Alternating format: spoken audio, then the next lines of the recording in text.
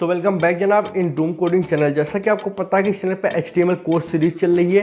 आज है डे 41 और एडवांस टैग सीरीज के अंदर आज हम लोग बात करने वाले हैं बॉडी टैग के बारे में। अब बॉडी टैग के बारे में ऑलरेडी मैंने काफ़ी इन्फॉर्मेशन दे रखी है, पर मैं आपको कुछ चीज़ें यूनिक यहाँ पे बताने वाला हूँ। तो चलिए अपनी वीडियो को स्टार्ट करते हैं बिना समय गंवाए। तो जनाब हम लोग आ चुके हैं यहाँ पे अपने मोबाइल की स्क्रीन पे। चलिए मैं आपको बताता हूँ बॉडी टैग क्या होता है। अब मैं यहाँ पे HTC के कोड एडिटर को खोलूंगा और कोई सा भी आप कोड एडिटर यूज़ करें, किसी भी लैपटॉप किसी भी कंप्यूटर में, आप जब वहाँ पे HTML स्टार्ट करते हो तो आपको एक HTML का टेम्पलेट लिखना होता है कुछ इस तरीके से, ठीक है। जो मैंने आपको बता रखा है इसको बोलते हैं बॉयलर प्लेट, ठीक है, HTML की बॉयलर प्लेट, ओके। अब ये इनिशियल कोड होता है जो कि आपको हर HTML में लिखना ही पड़ता है। कोई भी पेज बनाओगे तो ये लिखना पड़ेगा। अब मैंने इसको अपने कोर्स के स्टार्टिंग में ही बहुत अच्छे से एक्सप्लेन कर दिया था कि ये डॉक टाइप HTML क्या होता है। उसके बाद में ये HTML टैग स्टार्ट हुआ है, ये एंड हुआ है, ये इनके सबसे बड़े टैग होते हैं, मतलब इनको पेरेंट टैग बोलते हैं। इसी के अंदर सारे HTML के टैग्स आएंगे। फिर उसके बाद मैंने बताया था कि ये हेड टैग होता है और हेड टैग के बीच में वो टैग्स लिखते हैं जो कि हमारे यूजर्स को कुछ दिखाई तो नहीं देंगे, यूजर्स को कुछ भी समझ में नहीं आएगा, पर बैकएंड में रन कर रहे होते हैं और बैकएंड में वो लॉजिक देते हैं, ठीक है। जैसे कि आपका मेटा टैग हो गया, मेटा टैग आपका SEO वगैरह के लिए काम में आता है, ठीक है। तो इसका आपको कोई यूज तो दिखाई नहीं देगा, पर ये ब्राउजर इससे इंफॉर्मेशन लेता है, ठीक है। और टाइटल टैग आपका ऊपर दिखाई पड़ता है कि वेबसाइट का टाइटल कैसे है, तो ये सब चीज़ें हेड टैग में लिखते हैं। वहीं पर मैंने आपको बताया था कि हम लोग जो भी कोडिंग मेन करते हैं, सारी कोडिंग वो हम लोग बॉडी टैग के बीच में करते हैं। अब बॉडी टैग बेसिकली क्या होता है, ये HTML वेब पेज का शरीर होता है जिसको हम लोग बॉडी टैग से लिखते हैं, ठीक है। हम लोग बॉडी टैग सबसे पहले ओपन करते हैं यहाँ पे और फिर यहाँ पे क्लोज करते हैं। ये सब बातें आपको पहले से पता होंगी। कहोगे भाई यार फिर से वीडियो क्यों बना रहे हो, तो मैं यहाँ पे कुछ एक्स्ट्रा इन्फॉर्मेशन भी देने वाला हूँ, उसको आपको ध्यान से समझना है। अब मैंने यहाँ पे इसको रन किया तो ये आपका ऊपर का सेक्शन हेड टैग हो गया, यहाँ पे ये टाइटल पड़ा हुआ है और बाकी ये वाइट का जितना एरिया देख रहे हो ये बॉडी टैग है, ठीक है। आप यहाँ पे कोई फॉर्म बनाते हो तो यहाँ शो होगा, कोई हेडिंग लगाते हो तो यहाँ शो होगा, कोई पैराग्राफ कोई इमेज कुछ भी लगाते हो तो यहाँ पे शो होगा, ठीक है। ये पूरा आपका पेज की बॉडी होती है। तो अब ये समझते हैं, सबसे पहले इसको समझो कि ये यूज़र के लिए होता है, इसमें जो चीज़ डालोगे वो यूज़र को दिखाई देगी। दूसरी बात ये है कि हेड टैग के बाद बॉडी टैग आता है, हेड टैग के पहले कभी बॉडी टैग नहीं आ सकता है। तीसरी बात ये होती है कि जनाब एक पेज के अंदर केवल एक ही बॉडी टैग हो सकता है, एक से ज़्यादा बॉडी टैग नहीं हो सकते हैं। उसी बॉडी टैग के अंदर सारी कोडिंग की जाती है, ओके। ये 3 पॉइंट आपको क्लियर हो चुके हैं। अब मैं बताऊं कि अगर ये बॉडी है, इसका व्हाइट कलर आ रहा है और मैं यहाँ पे जो भी करूँगा ये वेब पेज पूरा व्हाइट है।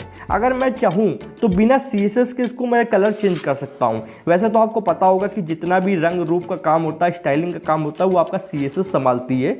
CSS होता है कास्केडिंग स्टाइल शीट, एक फाइल होती है जिससे हम लोग HTML को डिजाइन करते हैं, कलर देते हैं, उसकी चौड़ाई लंबाई देखते हैं, सारा काम CSS से होता है। पर अगर मैं चाहूँ बिना CSS के भी इस पेज का कलर चेंज कर सकता हूँ, सिर्फ बॉडी टैग के अंदर एक एट्रीब्यूट लिखकर। तो वही मैं आपको कुछ एट्रीब्यूट बताऊंगा जो बॉडी टैग के साथ यूज़ किए जाते हैं और वो इंपॉर्टेंट होते हैं, ठीक है। तो अब बॉडी टैग के साथ ये कुछ एट्रीब्यूट्स हैं। सबसे पहला आपका BG कलर नाम का एक एट्रीब्यूट होता है। अब BG कलर नाम का एट्रीब्यूट जब यूज़ करोगे तो अभी ये व्हाइट कलर का आ रहा है पेज, अगर मैं यहाँ पे लिख दूँ रेड, ठीक है, तो मैंने इसको कमांड दे दी है कि जो बैकग्राउंड है पूरा यहाँ पे पेज का वो रेड कर दो, पूरी बॉडी को रेड कर दो। तो अब यहाँ पे ये देखिए रेड हो चुका है, ठीक है। तो ये एक छोटी सी कमांड मैंने लिख दी, एक छोटा सा कोड लिख दिया, पूरा रेड हो गया। अगर मैं चाहूँ कि रेड नहीं, मुझको ब्लू चाहिए, ब्लू कलर का पेज मुझको अच्छा लगता है, ठीक है, तो मैं अपनी ब्लू थीम कर दूंगा, ये पूरा ब्लू हो गया, ठीक है।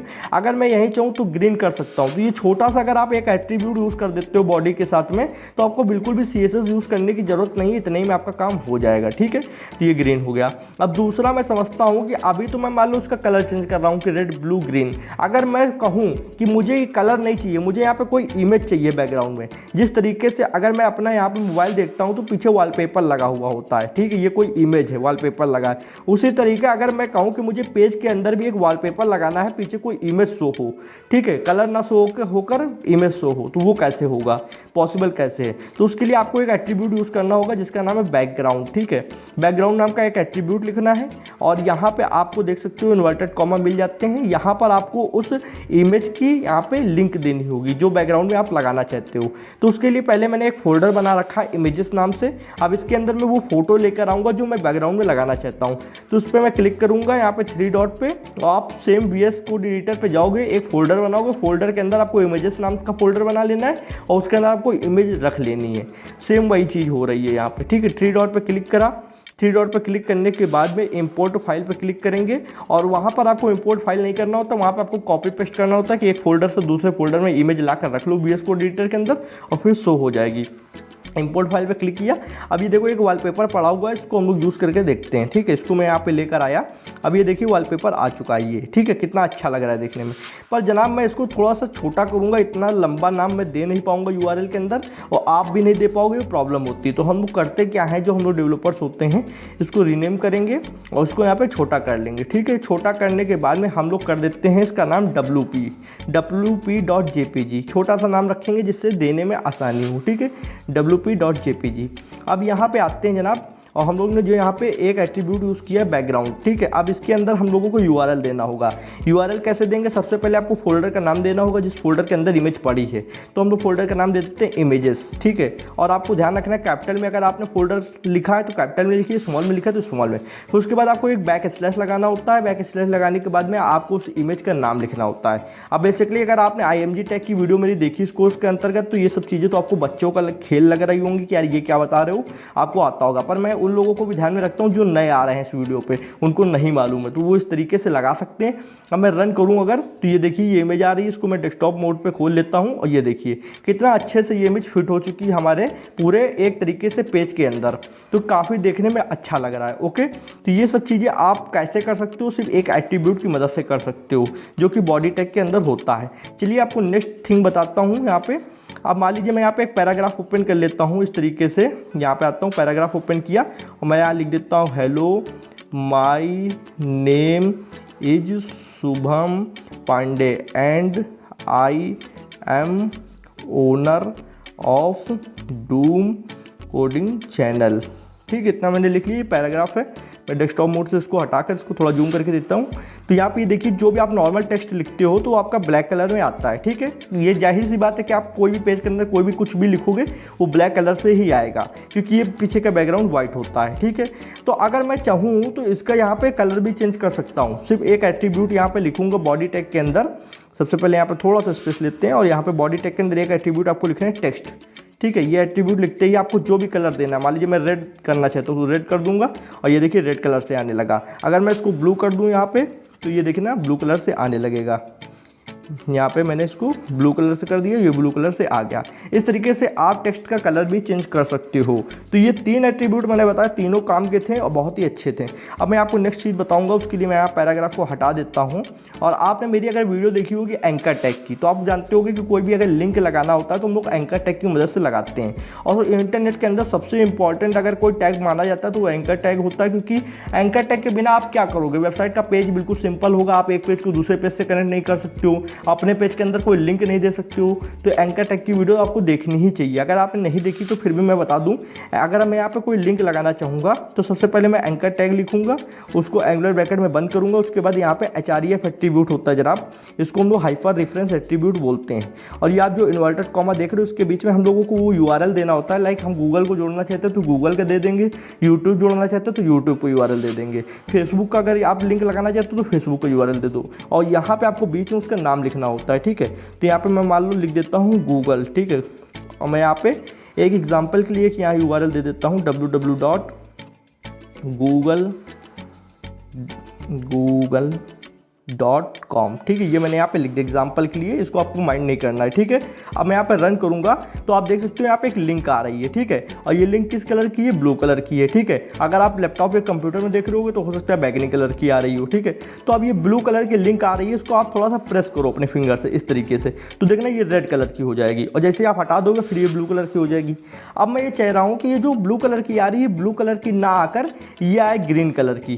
ठीक है, या ग्रीन कलर की आए। ठीक है, तो चलिए मैं यहाँ पे क्या करूँगा, उसके लिए मैं यहाँ पे एक एट्रीब्यूट यूज़ करूँगा सिंपल सा बॉडी टैग के अंदर जिसका नाम है लिंक। ठीक है, लिंक नाम का एट्रीब्यूट यूज़ करूँगा, यहाँ पे दे दूँगा ग्रीन।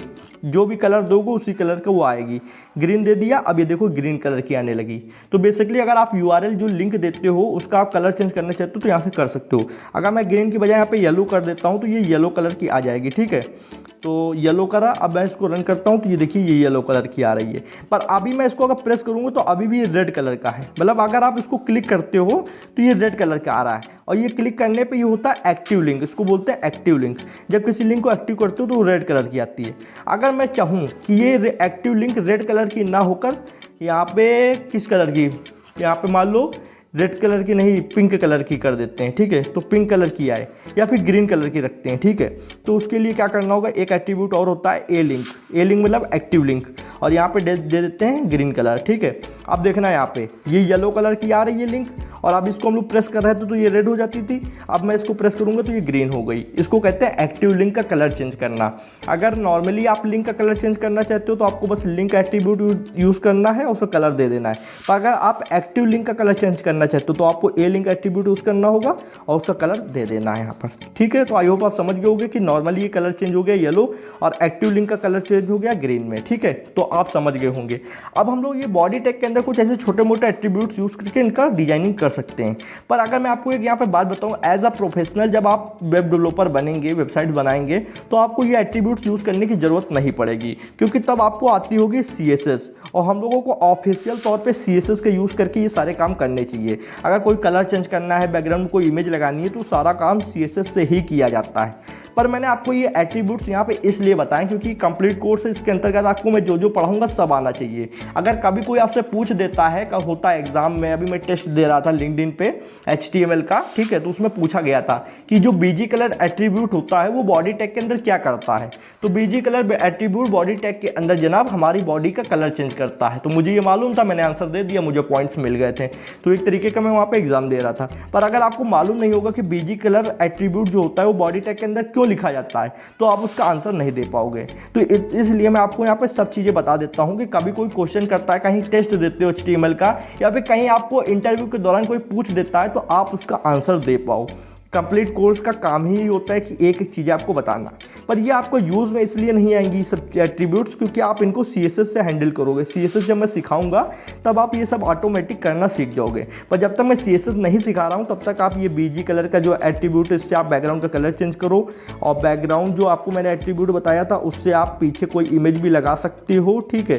तो ये सब चीज़ें आपको आ गई हैं। आई होप आपको ये वीडियो बहुत ज़्यादा मज़ेदार लगी होगी। अब आपको बस इस वीडियो को एक लाइक करके मुझे भी जनाब सपोर्ट करना है कि भाई आप इतना अच्छा कोर्स बना रहे हो तो मैं आपके साथ हूँ, आपके हर वीडियो देख रहा हूँ, इससे कुछ कमेंट करो जिससे मुझे भी मोटिवेशन मिलती है। और प्लीज़ चैनल को सब्सक्राइब करो, बेल आइकन को प्रेस करो, जिससे आने वाली interesting coding videos and courses की नोटिफिकेशन आपको टाइम टू टाइम मिल जाएंगी। और थोड़ा सा वीडियो को शेयर करो जिससे हम लोग की रीच भी बढ़ पाए। आज की वीडियो में जनाब इतना ही था। Thanks for watching friends. जय हिंद, जय भारत।